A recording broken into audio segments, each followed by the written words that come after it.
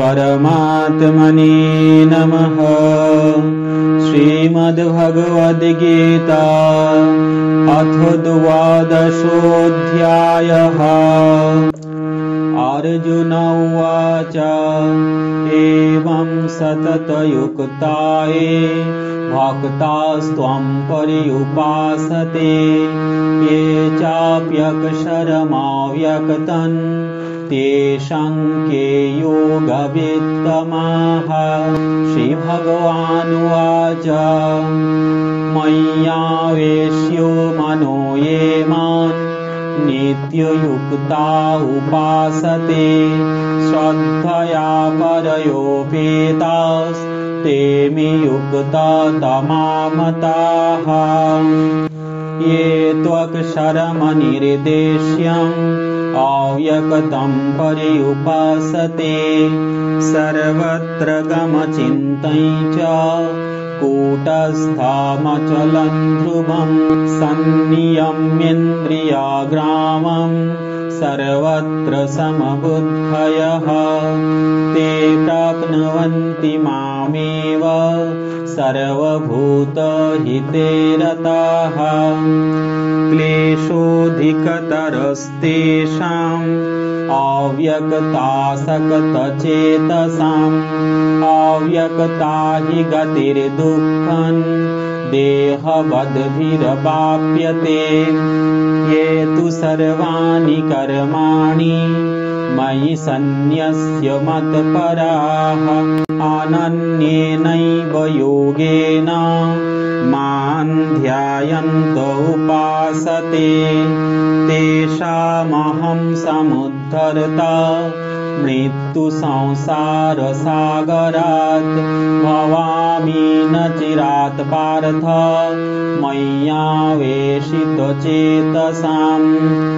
मय्येव मन आधत्स्व मयि बुद्धिं निवेशय निवसिष्यसि मय्येव अत ऊर्ध्वं न संशयः।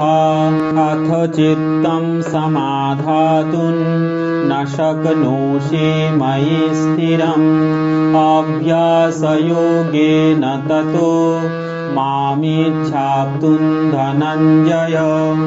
अभ्यासेऽप्यसमर्थोऽसि मत्कर्म परमो भव मदर्थमपि कर्माणि कुर्वन् सिद्धिमवाप्स्यसि। अथैतदप्यशक्तोऽसि कर्तुं मद्योगमाश्रितः सर्वकर्मफलत्यागं ततः कुरु यतात्मवान्। श्रेयो हि ज्ञानमभ्यासात् ज्ञानाद् विशिष्यते ध्यानात् कर्मफलत्यागात् शान्तिरनन्तरम्। अद्वेष्टा सर्वभूतानां मैत्रः करुण एव च निर्ममो निरहङ्कारः समदुःखसुखक्षमी सन्तुष्टः सततं योगी यतात्मा दृढनिश्चयः। मय्यर्पितमनो बुद्धिर्यो मद्भक्तः स मे प्रियः। यस्मान्नुद्विजते लोको लोकान्नुद्विजते च यः हर्षामर्षाभयद्वेगैर्मुक्तो यः स च मे प्रियः।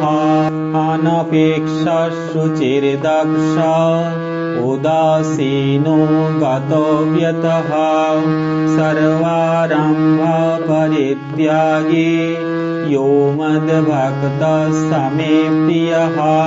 यो न हृष्यति न द्वेष्टि न शोचति न काङ्क्षति शुभाशुभपरित्यागी भक्तिमान्यो स मे प्रियः। समशत्रौ च मित्रे च तथा मानापमानयोः शीतोष्णो सुखदुःखेषु समसङ्गविवर्जितः। तुल्यनिन्दास्तुतिर्मौनी सन्तुष्टो येन केनचित् अनिकेतस्थिरमतेर्भक्तिमान् मे प्रियो नरः ये तु धर्म्यामृतमिदं यथोक्तं पर्युपासते श्रद्धानामत्परमा भक्तास्तेतीव मे प्रियाः। ॐ तत्सदिति श्रीमद्भगवद्गीतासु उपनिषत्सु ब्रह्मविद्यायां योगशास्त्रे श्रीकृष्णार्जुनसंवादे भक्तियोगो नाम 12अध्यायः। हरि ओं तत्सत् हरि ओं तत्सत् हरि ओं तत्सत्।